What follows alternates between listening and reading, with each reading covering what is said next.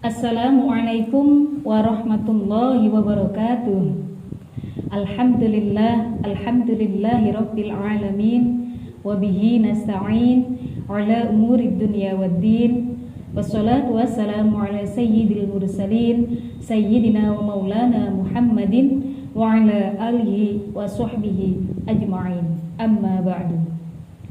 Tabi pun kepada keluarga besar Nahdlatul Ulama dimanapun Anda berada yang dirahmati oleh Allah, sahabat fatayat yang berbahagia, kaum muslimin wal muslimat rahimakumullah. Pada kesempatan pengajian Ramadan kali ini kita akan membahas tentang hukum puasa bagi ibu hamil dan ibu menyusui. Perintah puasa tidak hanya diberikan kepada umat Nabi Muhammad saja, tetapi umat-umat terdahulu pun oleh Allah telah diberikan perintah menjalankan ibadah puasa. Demikian pentingnya ibadah puasa ini, maka dalam menjalankannya tidak dapat ditawar-tawar lagi. Kita sebagai umat muslim semuanya berkewajiban menjalankan ibadah puasa. Akan tetapi Islam juga memberikan rukhsah kepada beberapa golongan yang dimungkinkan tidak dapat menjalankan puasa. Dalam kitab Fathul Qorib karya Abi Sujat dijelaskan bahwa ada 4 golongan yang boleh tidak menjalankan puasa. Yang pertama adalah orang yang sakit, yang kedua orang yang dalam perjalanan atau musafir, yang ketiga orang lanjut usia, dan yang keempat adalah ibu hamil ataupun ibu yang sedang menyusui. Allah Subhanahu wa taala memberikan amanah yang istimewa, yang luar biasa kepada kaum wanita berupa kehamilan, melahirkan, kemudian menyusui, yang dalam menjalankannya kebanyakan kaum wanita ini merasakan kondisi yang lemah. Bahkan Allah menyebutnya dalam Al-Quran dengan kondisi wahnan ala wahnin, kondisi lemah yang bertambah-tambah.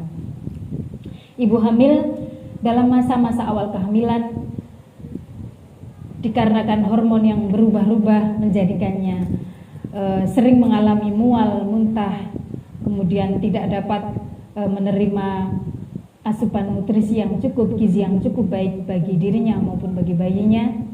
Bahkan ada juga yang mengalami hal tersebut sampai trimester ketiga, sampai pada 9 bulan. Walaupun ada juga wanita yang tidak terpengaruh atau tetap merasakan sehat, dapat beraktivitas seperti biasa walaupun dalam kondisi hamil. Begitupun juga ibu yang sedang menyusui. Ada beberapa ahli kesehatan yang mengatakan bahwa bayi yang sedang menyusu ini sebenarnya tidak mengambil kalori dari ibunya. Artinya kalori dalam tubuh ibunya ini tidak terganggu. Akan tetapi sekali lagi kondisi wanita tidak sama. Kondisi antara satu orang dan yang lainnya ini tidak sama. Ada yang merasa kuat berpuasa, akan tetapi ada yang merasakan lemah, sama sekali tidak punya tenaga ketika menjalankan ibadah puasa. Maka beberapa jumhur ulama mengatakan bahwa kondisi ibu hamil dan ibu menyusui ini sama dengan kondisi orang yang sedang sakit, sehingga dibolehkan untuk meninggalkan puasa. Kan tetapi apabila ibu hamil dan ibu menyusui ini dirasa sanggup, dirasa kuat, maka tetap berkewajiban menjalankannya. Imam Syafi'i dalam pendapatnya mengatakan mengenai cara mengqadha puasa bagi ibu hamil dan ibu menyusui ini dibagi menjadi 3 bagian. Yang pertama, apabila alasan meninggalkan puasa adalah karena khawatir terhadap dirinya saja, terhadap ibunya saja, maka yang wajib diganti, yang wajib dibayar adalah qada puasanya saja. Jadi tidak perlu membayar fidyah. Yang kedua, apabila meninggalkan puasanya ini dikarenakan khawatir terhadap kondisi ibunya dan juga kondisi bayinya, maka yang wajib dibayarkan juga hanya qada puasanya saja, tidak membayar fidyah. Dan yang ketiga, apabila yang dikhawatirkan adalah kondisi bayinya saja, artinya ibunya ini sebenarnya kuat untuk berpuasa, sehat dan dapat melaksanakan puasa, tetapi bayinya setelah diperiksakan ke dokter misalnya pertumbuhannya tidak maksimal, kemudian bayinya ini lemah, maka si ibu ini kemudian tidak berpuasa.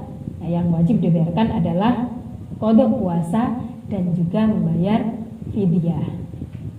Mengenai fidyah ini berupa satu mud per harinya, satu mud gandum. Kemudian apabila di Indonesia ini setara dengan 6 ons beras. Jadi tergantung dari makanan pokok apa yang terdapat di daerah masing-masing. Di Indonesia setara dengan 6 ons beras atau bisa dilebihkan untuk kehati-hatian. Jadi cara mengkodoknya tinggal mengalihkan saja 5 kali.